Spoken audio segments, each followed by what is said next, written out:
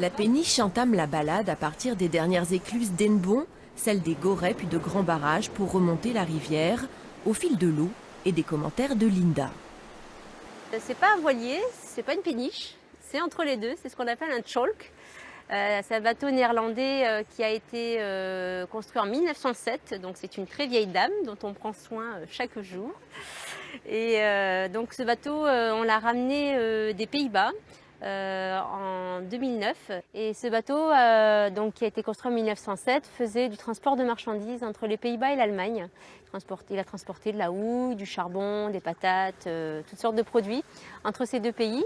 Et il faisait aussi les canaux néerlandais, les mers intérieures, pour voilà, distribuer les marchandises à l'intérieur du pays.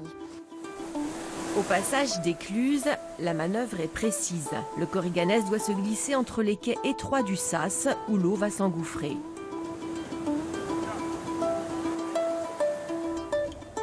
Tanguy surveille de près l'opération avant de reprendre le pilotage.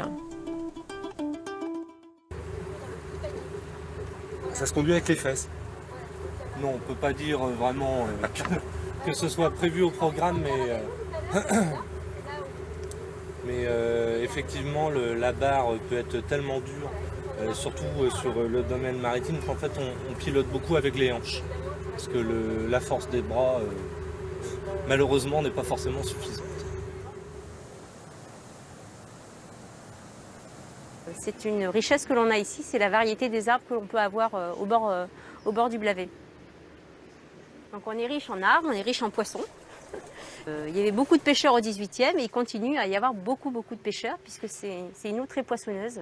Au niveau popularité, ça commence à être aussi connu que le canal du Midi. Donc il y a vraiment voilà, encore beaucoup de choses à créer.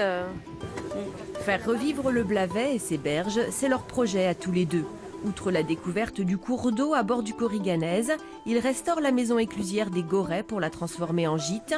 Une guinguette vient y animer les dimanches une fois par mois. Et au beau jour, le bateau sert encore de cadre à des projections de films. Et un canal de Nantes à Brest qui a un lien avec les bagnards, comme nous le disait Thierry Burlot pendant la diffusion de ce reportage, effectivement. Ben oui, puisque le canal de Nantes, les canaux en Bretagne, c'est plus de 500 km de lien entre les cours d'eau bretons. C'est une merveille. C'est magnifique. C'est un patrimoine absolument exceptionnel qu'il convient de préserver. Et c'est vrai que les bagnards ont contribué très largement à la construction de ce canal. Effectivement. Ces canaux, Et Linda Guidon, qui va nous rejoindre, ne dira pas le contraire. Elle arrive tout de suite, on la reçoit. C'est la rubrique Solidarité.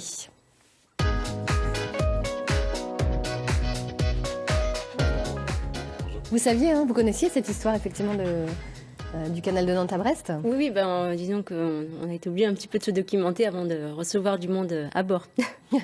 Alors vous vous êtes installé en juin 2016 au bord du canal du Blavet. Qu'est-ce qui vous a touché, qu'est-ce qui vous a plu dans ce lieu en particulier? Moi, je suis tombée en amour avec le canal du Blavet. C'était vraiment pour moi le lieu où j'avais envie de vivre, vraiment sur le lieu.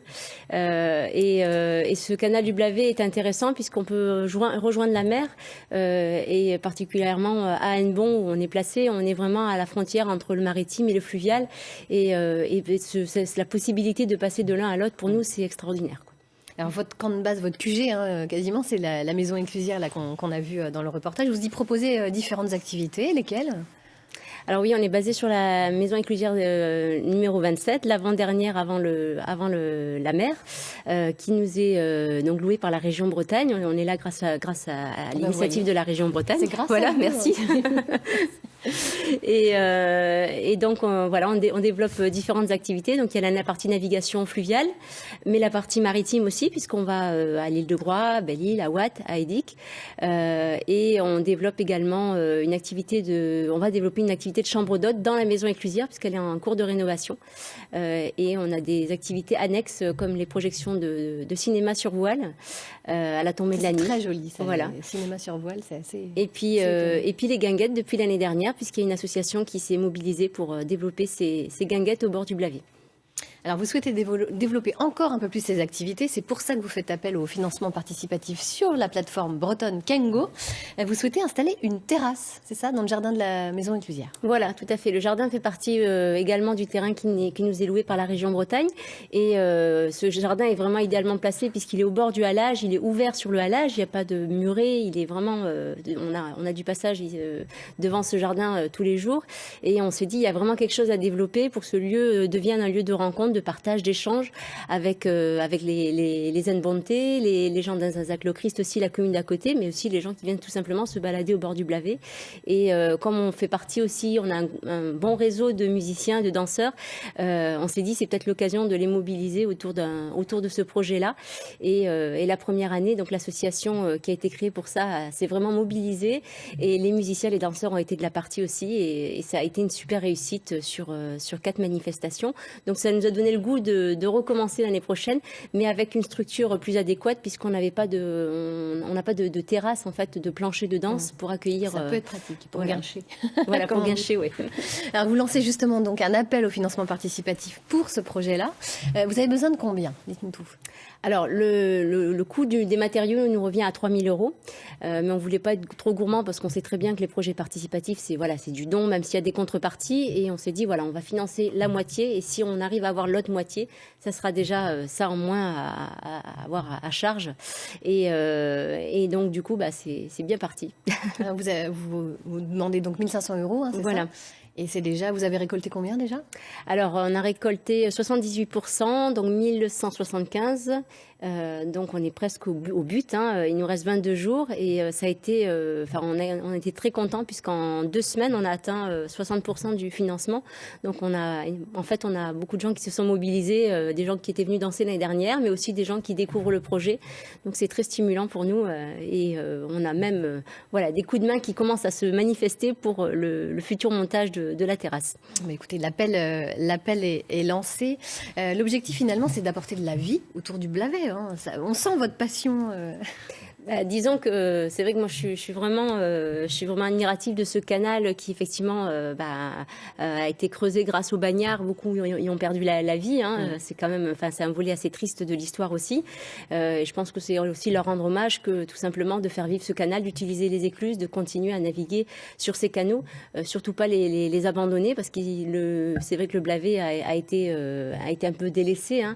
Et là il y a un renouveau, il y a pas mal de projets qui vont se développer sur le Blavet grâce à la région Bretagne. Et c'est vrai que nous, on est dans cette dynamique complète et on a envie vraiment que ce lieu soit ouvert, pas seulement pour les activités de l'association qui a développé les guinguettes l'année dernière, mais on aimerait bien aussi ouvrir aux autres associations, que ce soit des associations par exemple d'aquarelle qui auraient envie de venir utiliser la terrasse comme lieu de peinture, des associations liées au sport, aux activités culturelles. Enfin, voilà, on aimerait vraiment que ce lieu soit un lieu d'échange et de partage des associations locales autour de la maison.